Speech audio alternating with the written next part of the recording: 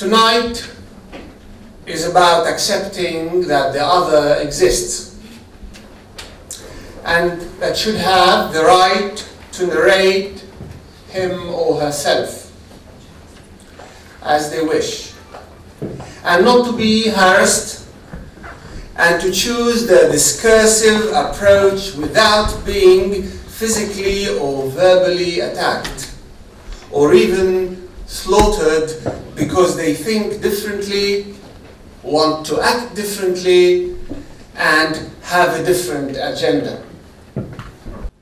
King of the Sands is about the construction of political historical reality that is not in the same line of the dominant and ruling ideology currently in the Kingdom of Saudi Arabia. In fact, if anything, it is about the other, who, to some extent, has struggled to spread their ideas and positions. It is also about refusing to be an underground cinema, but rather an agenda setter. It is about the necessity of mainstreaming alternative cinema and choosing art cinema. Without further ado, I'd like you, ladies and gentlemen, to watch the trailer of King of the Sands at the moment. Thank you.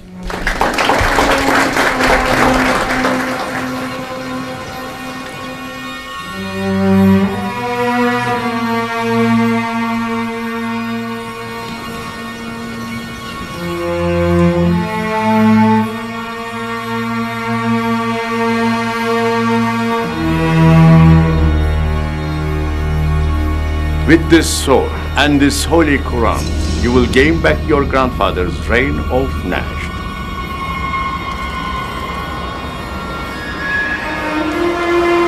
Riyadh and Najd are ours! Either we will take it back, or we die! Allahu Akbar!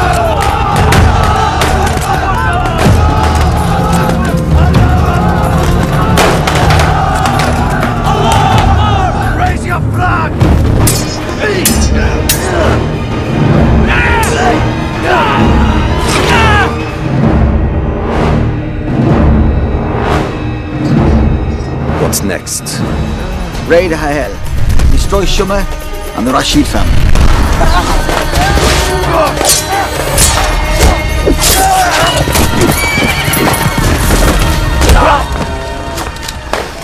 I want you to accept a convert to Islam, even in the name only, without practice. Sir, I am ready for Islam.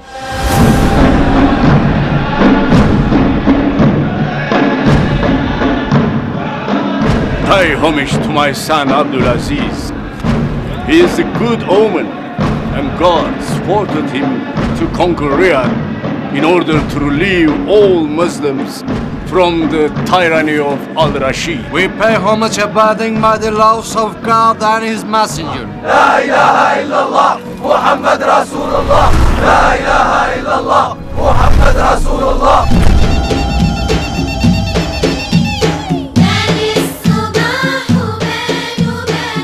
You should be happy. By the law of God, I choose you to be mine. I am Abdulaziz Al Saud, Sultan of Najd.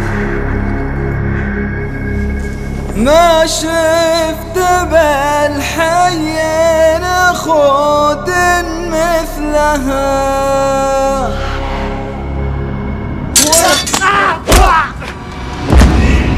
He conquered Riyadh with 60 of his men. He also slew Ben Ajlan. Abdulaziz has God on his side. He came to Najd with the slogan of monotheism. It is the same slogan of our blessed Sheikh Abdul Rahman bin Abdul Wahab al-Tamimi. Muslims are obliged to stand by his side. It is your obligation.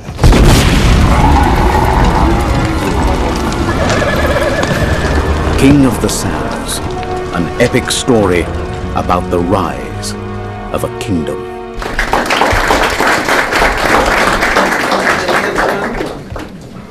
You must have have noticed that we're talking about a grand production. Tonight, on your behalf, I would like to welcome the internationally renowned Italian guest star who plays the role of the old King Abdulaziz, and he's here with us. Please welcome Fabio Testi.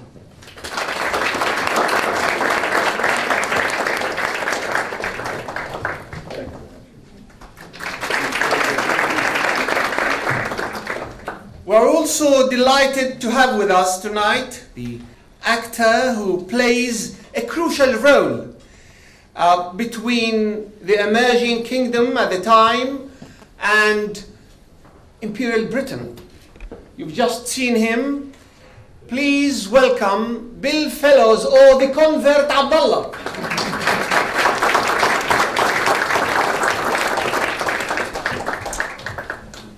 And last and not least, and before we start our debate, I am not going to praise him because I think that all you need is just to go to the new media in order to know who Najdat Anzur is.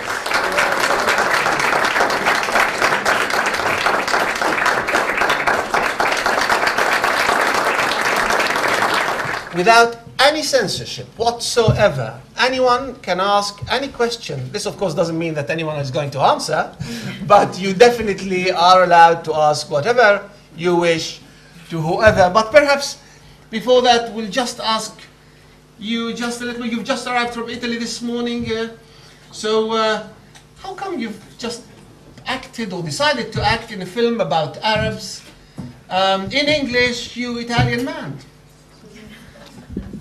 I think I'm like a doctor, you know.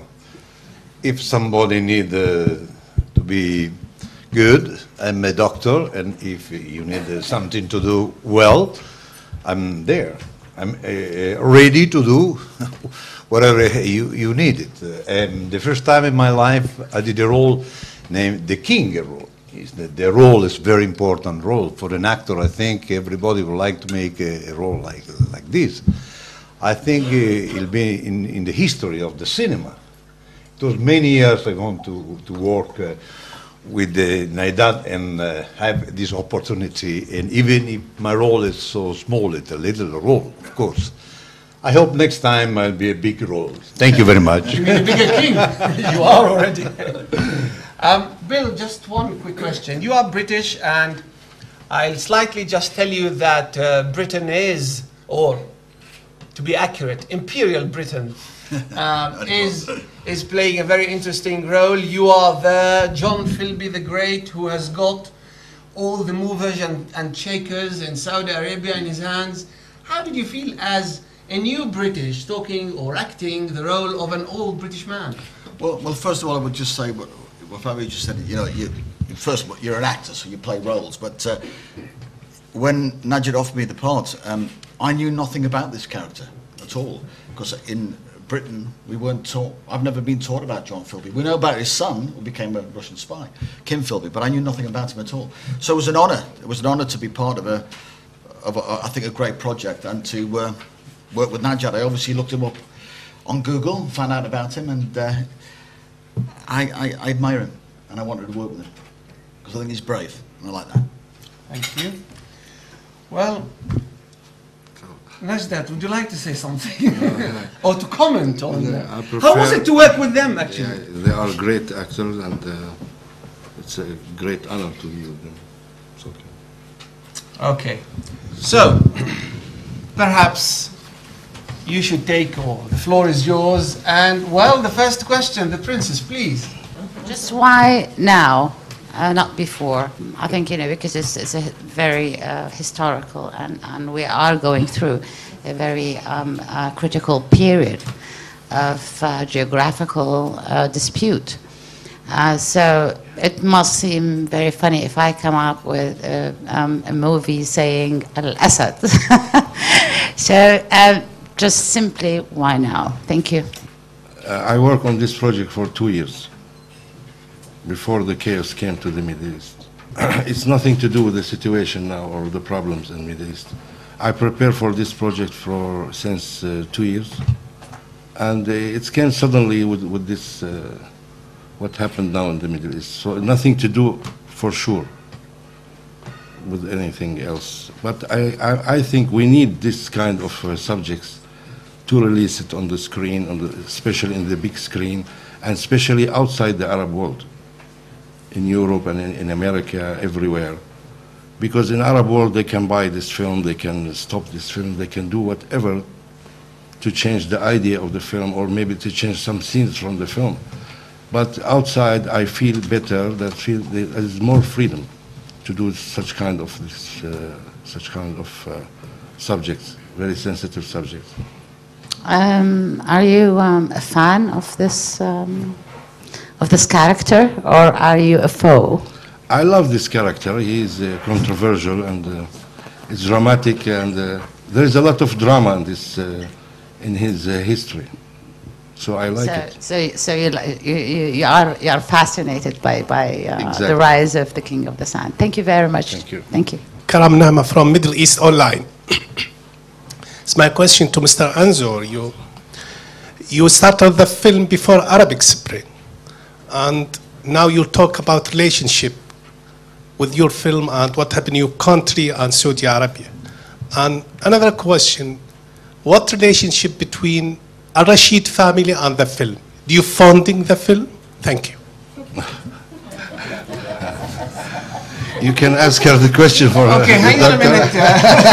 We've got here the Princess of Al-Rashid, so perhaps she would like to answer. But anyway, please. Nothing to do with sponsoring this. I sponsored for myself. I put everything I have up and down. Nobody sponsored this film. This is first, and nothing to do with what happened in the Middle East now. I'm Madawi Al-Rashid, professor of anthropology at King's College and also historian. When I was called to be told about the film, I must confess that of my ignorance. As someone who spends most of his time reading books and writing books, I am very shallow in my knowledge about drama and serials in the Arab world, and I admitted that I was ignorant about your programs, and I didn't know anything about the serials that you have done. Since I heard your name, I Googled you, and I found quite a lot, and I was very impressed. But I still to see this film and other serials that you have done. And also it came to my attention that you have actually worked for the Saudis and produced some programs for them. So anybody who would accuse the Al-Rashid of sponsorship of this project, I think I have answered the question for them. But my question to you is, in the publicity for the film, the Al-Rashid name comes quite frequently. But as a historian, I have actually covered the history of Saudi Arabia. And the Al-Rashids were not the only people who were at the receiving end of the brutality of Ibn Saud. And I yet to see how you project that moment in 1921 when his troops first accused the Al-Rashid and the people of Hayel of being blasphemous, very much like what the jihadis and the Saudi religious establishment does today with all its opponents.